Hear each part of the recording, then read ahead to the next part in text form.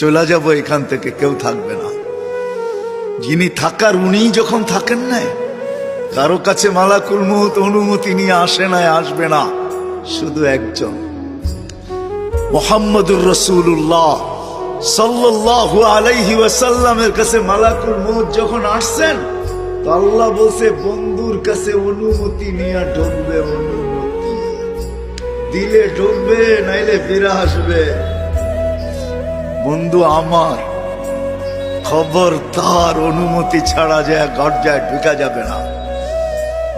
আমাদের কারো কাছে অনুমতি নিয়ে আসবে না, ওনার কাছে অনুমতি নিয়ে গেছেন। তারপরও বলছে শোনো, ঢুকার অনুমতি দিলেই কিন্তু হাত রাইখা দিবা না, আবার অনুমতি নিবা, রাখবা কি রাখবা না। বন্ধু যদি হ্যাঁ বলে তো রাইখো, যদি না বলে তো চলে আইসো। না বন্ধু আমার। কার বন্ধু? হ্যাঁ, কার বন্ধু? হাবিবুল্লাহ।